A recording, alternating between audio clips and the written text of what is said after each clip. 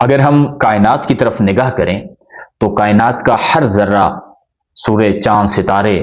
و مختلف یہ جتنے بھی ذرات بڑے یا چھوٹے ہیں، ان سب میں ایک چیز ہمیں یہ نظر آئے گی کہ یہ سب ذرات یا یہ بڑی باڈیز جو بھی ہیں، یہ سب اپنے آپ ایک دوسرے کو اپنے آپ کی طرف یا تو کھینچتی ہیں یا تو دفع کرتی ہیں۔ ان سب میں فورس آف اٹریکشن اور فورس آف ریپلشن ہمیں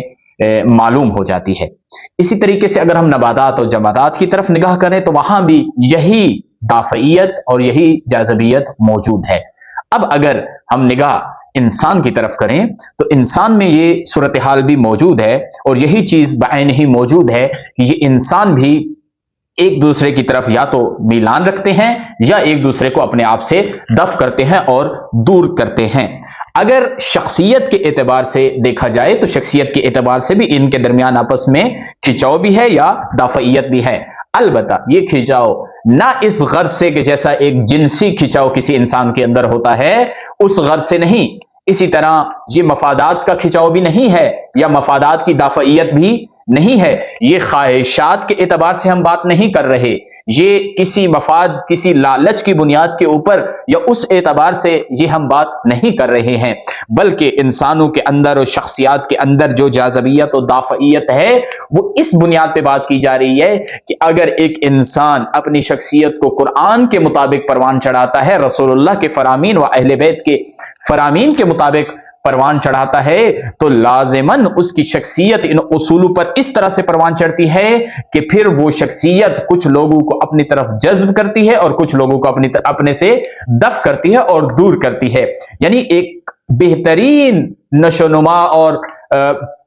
بنا ہوا انسان جو ہوگا وہ ایک ایسا انسان ہوگا جس میں فورس آف اٹریکشن بھی ہوگی، یعنی لوگوں کو، گروہوں کو اور اس امت کے افراد کو وہ اپنی طرف کھینچے گا، اور اسی طرح سے فورس آف ریپلشن بھی ہوگی، یعنی وہ لوگوں کو اپنے سے دور کرے گا۔ کون سی بنیاد پہ؟ بنیاد ہے قرآن کی تعلیمات، خدا کے احکام، رسول اللہ کی تعلیمات و اہل بیت کی تعلیمات۔ اس بنیاد کے اوپر اس کی شخصیت اس طریقے سے پروان چڑھے گی کہ پھر یہ کچھ لوگوں کو اٹریکٹ بھی کرے گا اور کچھ کو اپنے سے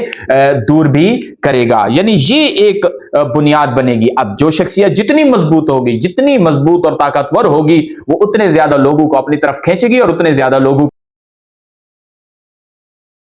کو اپنے سے دور بھی کرے گی۔ اب اس بنیاد کے اوپر جو لوگوں کی اقسام ہیں وہ 4 ہیں۔ ہم اگلے انشاءاللہ مختصر ان خطابات میں آپ کی خدمت میں عرض کریں گے کہ وہ 4 اقسام کیا ہیں لوگوں کی، جو اس بنیاد پہ ان کی جاذبیت اور دافعیت جو قرآنی اصولوں کے مطابق ہے، اس بنیاد پہ جو لوگوں کی اقسام ہیں وہ 4 اقسام بنائی گئی ہیں، وہ آپ کی خدمت میں ہم عرض کریں گے۔